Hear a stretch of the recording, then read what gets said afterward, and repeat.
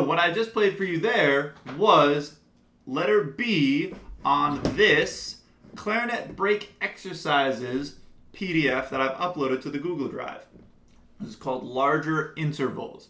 So the point of this exercise is to help you get over the break, which is always very challenging. And I know you've seen this exercise before, but I'd love if you could take some time to really work through it. A few things to be thinking about while you're trying out this exercise are behind me, and I'm going to share a couple more as well. Firstly, where is it? Right there. Yeah, that's close. Air consistency. Make sure that you're not only using your air supporting, but also that you're using your air consistently. It's very tempting when you go up for that higher note, I know, to back off from the air because you don't want to squeak. If you squeak, it's okay, right?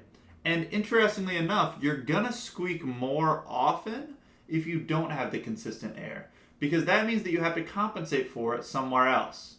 Which brings me to my next point. Oftentimes, people will overcompensate by biting the reed. Let's see if I can get a gross sound out of this instrument.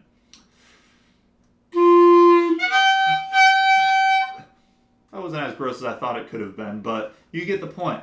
It gets a note that you don't want because you're biting down on the reed. It makes it so that it's not vibrating at the way that it needs to vibrate to make the sound you're going for.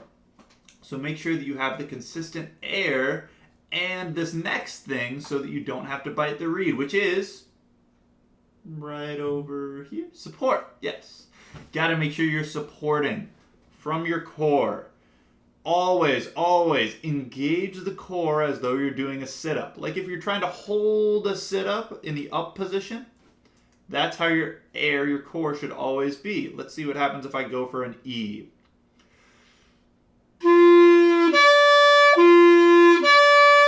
Nice and easy because I was supporting my sound.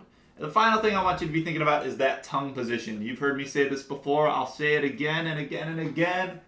Ick. Ick. Make sure that whenever you're going for a higher note, you're thinking of the sound ick. Raising the tongue as with that K sounded ick. Say that. Ick. And hold on the K. That tongue raising toward the roof of the mouth is the direction that you need to be moving your tongue in. Let's see if I can get up to the, we'll go for a G.